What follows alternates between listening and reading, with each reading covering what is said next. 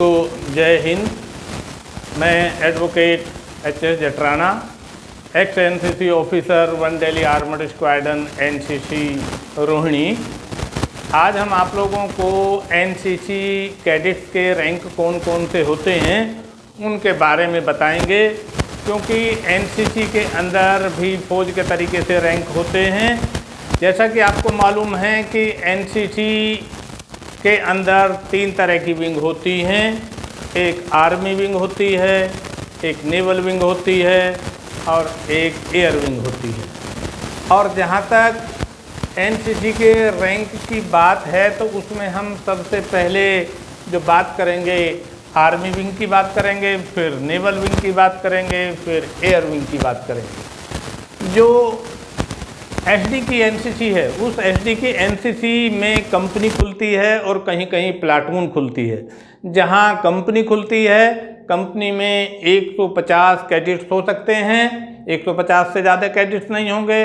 और जहां प्लाटून खुलती है, वहाँ प्लाटून के अंदर 50 या 51 कैडेट्स जो हैं वो हो सकते हैं। यदि आपके यहाँ कंपनी खुली हुई है और आर्मी विंग है तो फिर आपके रैंक ये हो सकते हैं। सबसे पहले नंबर पर जो सबसे सीनियर कैडेट होता है उसको हम सीनियर अंडर ऑफिसर बोलते हैं, जिसको आप एसयू भी बोलते हैं। ये इसकी संख्या केवल 1 हो सकती है, ये आप ध्यान रखने वाली बात है। उससे जो नीचे रैंक होता है वो जूनियर अंडर ऑफिसर होता है। अगर 150 की स्ट्रेंथ है तो 150 की स्ट्रेंथ पर 2 जूनियर अंडर ऑफिसर आपकी कंपनी में रहेंगे। फिर जो तीसरे नंबर पर आता है कंपनी में कंपनी क्वार्टर मास्टर सार्जेंट, यानी इसको आप CQMS भी बोल सकते हैं। इनकी संख्या 4 हो सकती है। ये रैंक ये जरूरी नहीं है कि CQMS रैंक जो है सभी के लिए ज़रूरी होते हैं। ये केवल कैडेट्स को सेटिस्फेक्शन देने के लिए बनाए जा सकते हैं, और यदि बना दिए हैं तो उनकी संख्या 4 होगी। चौथे नंबर पर सार्जेंट होंगे। जो सार्जेंट होंगे उनकी संख्या 8 होगी। फिर 5वें नंबर पर कॉर्पोरल आता है। अगर कॉर्पोरल है तो आपके 150 की स्ट्रेंथ पर 16 कॉर्पोरल होंगे। और यदि नंबर 6 पर लांस कॉर्पोरल आता है, यदि लांस कॉर्पोरल है 150 की संख्या पर वो 32 होंगे। और बाकी बचे हुए जितने भी रह जाएंगे वो सारे कैडेट होंगे, उनको आप कैडेट बोलेंगे। यहाँ ध्यान रखने वाली बात ये है कि सीनियर कैडेट्स के जो एनसीसी है वो 3 इयर्स की होती है, क्योंकि पहले साल में जाकर के कोई सर्टिफिकेट वो नहीं लेंगे। सेकेंड ईयर में जब जाएंगे तो उनका B सर्टिफिकेट होगा, और जब 3rd ईयर में जाएंगे तो उनका C सर्टिफिकेट होगा। तो इन रैंक को आपको उसी तरीके से डिस्ट्रीब्यूट होंगे। ये नहीं है कि आप 1st ईयर में जाएंगे और सीनियर अंडर ऑफिसर बनेंगे, या आपके ANO है वो आपको सीनियर अंडर ऑफिसर बना देंगे।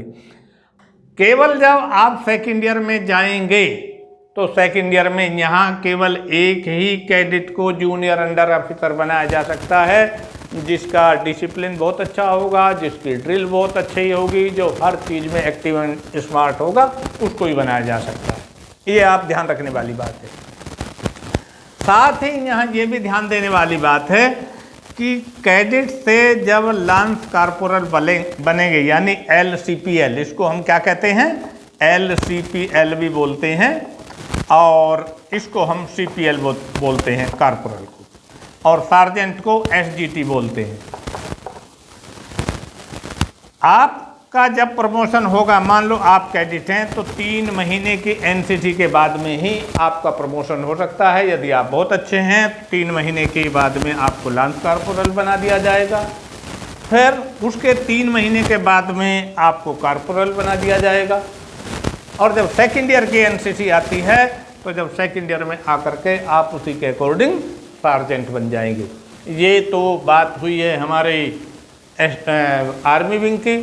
यदि हम नेवल विंग की बात करते हैं तो जो senior under officer army wing का है, उसी तरीके से नेवल विंग के अंदर जो सीनियर कैडेट कैप्टन होता है, जिसको आप इधर SUO सीनियर अंडर ऑफिसर बोलते हैं। जो आर्मी का जूनियर अंडर ऑफिसर है उसके इक्वल जूनियर कैडेट कैप्टन होता है नेवल में।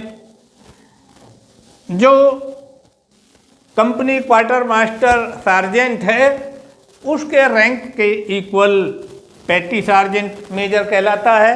इसकी संख्या भी 4 होती है। फिर जो सार्जेंट आर्मी के होते हैं नेवल में, उसको आप लीडर कैडेट कहेंगे। ये लीडर कैडेट 8 होंगे।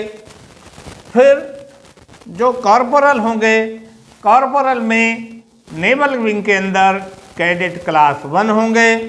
और जो लांस कॉर्पोरल आर्मी विंग के हैं, नेवल विंग के अंदर वही कैडेट जो हैं कैडेट क्लास 2 होंगे। और बाकी जितने बचे हुए कैडेट्स हैं वो सभी केवल कैडेट्स ही रह जाते हैं, सबको कैडेट्स कहा जाता है। यदि आर्मी विंग की बात करते हैं तो सबसे सीनियर होता है कैडेट सीनियर अंडर ऑफिसर। फिर नंबर 2 पर कैडेट अंडर ऑफिसर। और नंबर 3 पर, यानी जहां आपको आर्मी में कंपनी क्वार्टर मास्टर सार्जेंट लिखा हुआ है, पेटी सार्जेंट मेजर लिखा हुआ है, वहीं इसको आप जो है वारंट ऑफिसर बोलेंगे। ये वारंट ऑफिसर। फिर जहां सार्जेंट होता है आर्मी के अंदर, नेवल में लीडर कैडेट होता है, वहीं एयर विंग के अंदर उसको सार्जेंट बोलते हैं। ठीक उसी प्रकार से जब आर्मी के अंदर कॉर्पोरल होता है तो एयर विंग के अंदर भी कॉर्पोरल ही कहते हैं।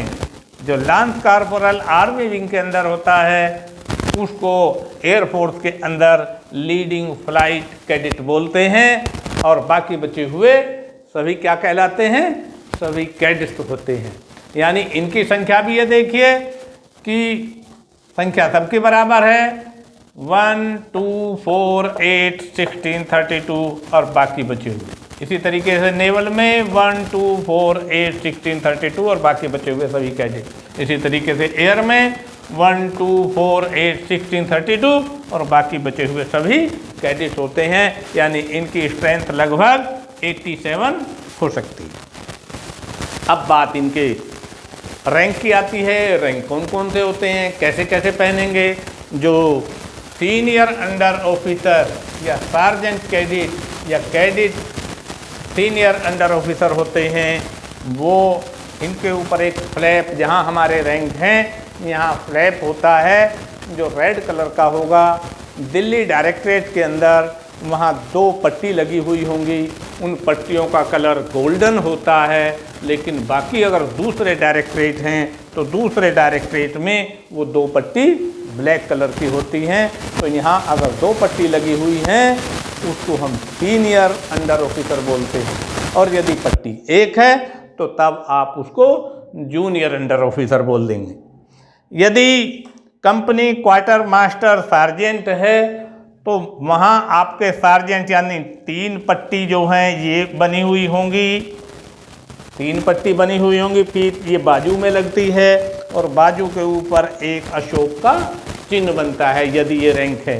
यदि ये रैंक नहीं मिलते हैं आपको तो आप अपने बाजू में अशोक वाला पट्टा बांध सकते हैं। एक स्टेप ऐसा होता है जहाँ अशोक का चिन्ह जो गोल्डन कलर का है वो लगा रहता है। तो यहाँ आप सार्जेंट का रैंक लगाएंगे, साथ ही हाथ में अशोक वाला जो पट्टा पहनेंगे। यदि आप सार्जेंट हैं तो सार्जेंट के बाद में ये 3 फीट वाली जो है आप अपने बाजू पर ये लगाएंगे, वो सार्जेंट होंगे। यदि आप कॉर्पोरल हैं तो CPL हैं तो आपकी बाजू पे 2 पट्टियाँ लगी हुई होंगी। और जो LCPL है यानी लांस कॉर्पोरल है तो आपके बाजू पर 1 पट्टी लगी हुई होगी। और जो कैडेट्स होते हैं उनके ऊपर कोई पट्टी लगी हुई नहीं होती है। अब अगर हम JD कैडेट की बात करते हैं तो JD कैडेट के अंदर कंपनी नहीं खुलती है, वो केवल ट्रुप खुलता है। ट्रुप 100 कैडेट का होता है। और कहीं कहीं स्कूल में जब शुरुआत में NCC इंट्रोड्यूस होती है तो वहाँ आधा ट्रूप भी दे दिया जाता है, जो आधा ट्रूप केवल 50 कैडेट का होगा। वहाँ रैंक कौन कौन से होंगे? जो सबसे सीनियर कैडेट है उसको हम सार्जेंट बोलते हैं, ये एक होगा। जो उससे जूनियर होंगे, जिसको कभी कभी आप जूनियर सार्जेंट भी बोलते हैं, लेकिन जूनियर सार्जेंट ना हो करके कह करके आप उनको ट्रूप सार्जेंट कहेंगे, क्योंकि सार्जेंट एक ही हो सकता है। तो जब आप ट्रूप सार्जेंट कहेंगे उनकी संख्या 2 होगी। फिर CPL होंगे यानी कारपोरल होंगे, कारपोरल 4 होंगे, और इसी तरीके से लांस कारपोरल यानी LCPL एक ट्रूप के अंदर 8 हो सकते हैं।